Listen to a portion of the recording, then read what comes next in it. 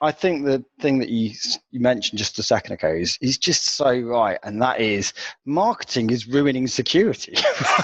Like it is. Just when actually you come up with a really concise way of explaining a security framework or a security issue, it ends up becoming some buzzword that everyone uses, everyone misuses, and it ends up getting to the stage where you're trying to find like other ways of phrasing it because people are absolutely immune to hearing that term being used, and like that's such a problem. And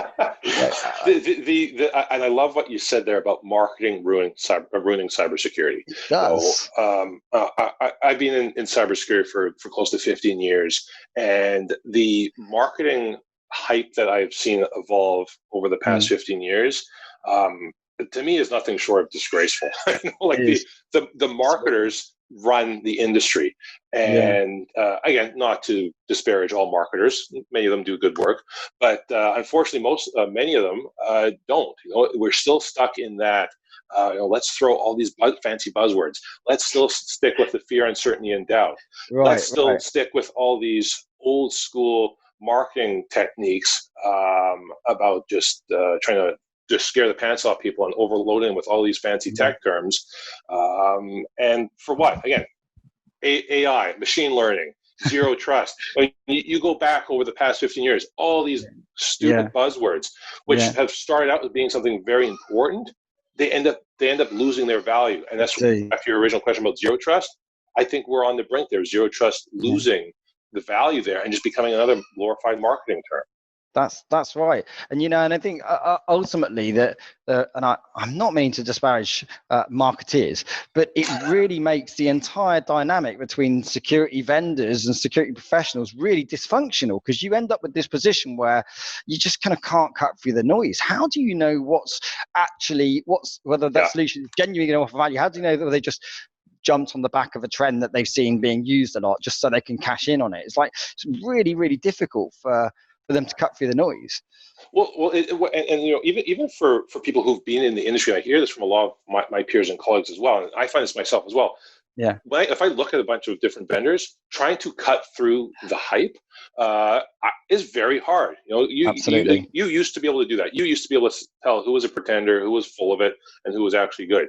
Right. Now it's like, I don't know. That's right. And then if you think about people who haven't been in the industry as long as you and I, and people who are maybe just IT managers who don't really know cybersecurity and are having to make these types of decisions, how the hell are they making these decisions?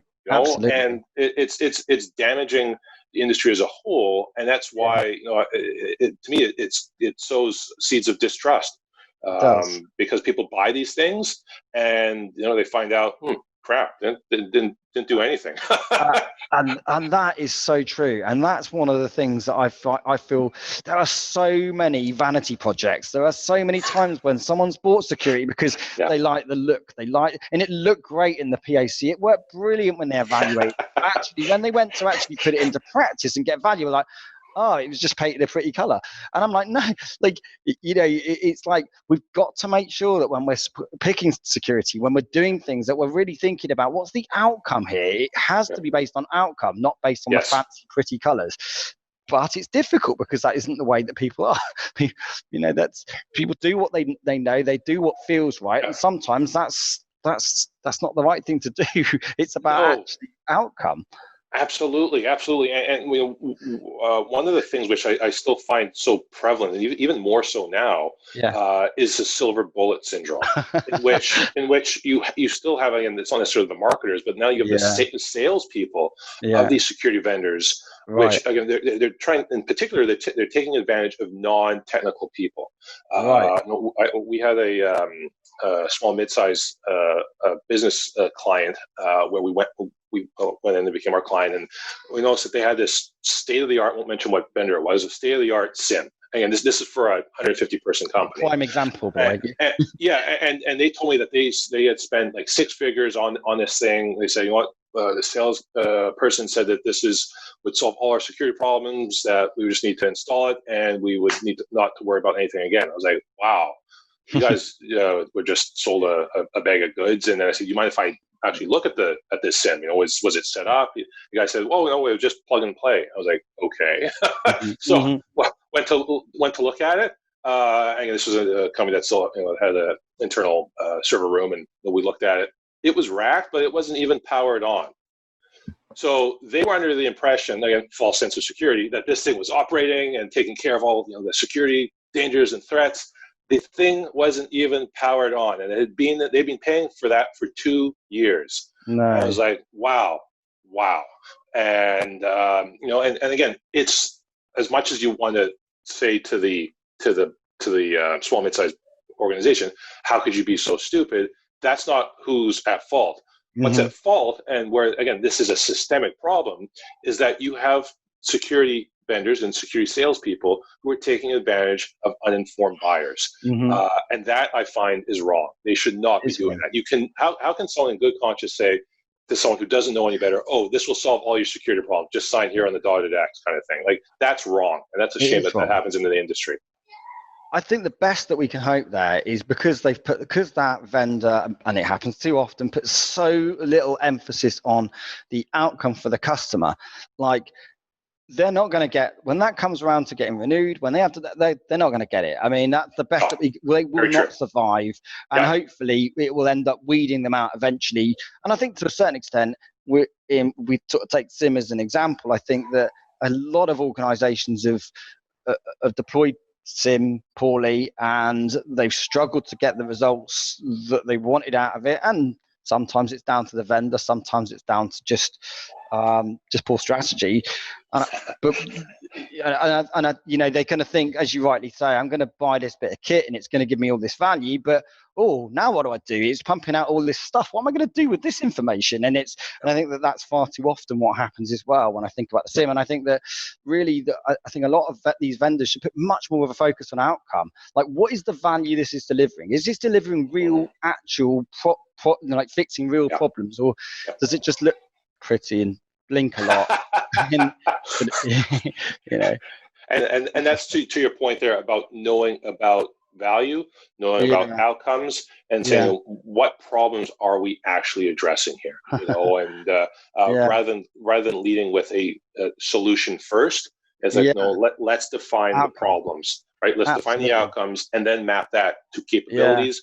Map those capabilities to potential vendors or products or platforms that can help fulfill those capabilities. And that, to me, is the type of legwork that the vendors should be demonstrating or should be doing, rather than leading with a solution. Yeah. So I saw some vendor's marketing the other day, his name shall remain nameless, and it was one single click solution to GDPR compliance. And I'm like, of course it is. One click. Oh, wow. How can one big button in the middle of the screen, I press it and I've got it done, sorted. It's like, that's not right, is it? Yeah. That sounds too good to be true, eh? Exactly.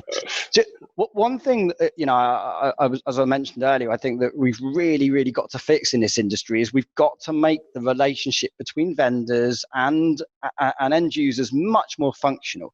And we actually, we attended it was like a summit the other day for one of our larger customers, and it was brilliant. So what it was is it was a summit to bring together all of their third-party suppliers and their vendors together and talk about what their security strategy was and what they were aiming for as an organization with all of their security vendors together. And it was such a good exercise, and it was so transparent. And that's what I'd love to see more companies doing, that and having that level of transparency with their suppliers and their vendors. So it's much easier to say, well, actually, I understand how we can become partners with that customer to be more effective and help them be more effective and actually build a better relationship with the customer.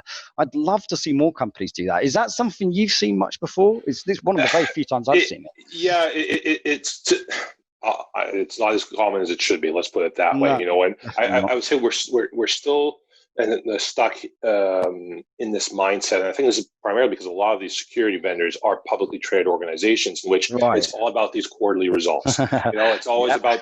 And again, it promotes that short-term thinking. In terms of the long run, doesn't matter because a lot of these salespeople, they end up going to other organizations. It's 2 years off. Yeah, exactly. Anything past 18 months might as well be a century kind of thing. That's right. I think the environment is still promoting that short-term thinking, and that's not good, because if we should be taking what you're saying there, to me, good qualities: transparency, long-term thinking, things that are mutually beneficial. It's not just a zero-sum game where only the security vendor wins because they made the sale, and the person the company that bought it is out of luck because they're now stuck with a paperweight kind of thing. So there's a lot of, I think there are some that do that, but they're not as common as they should be.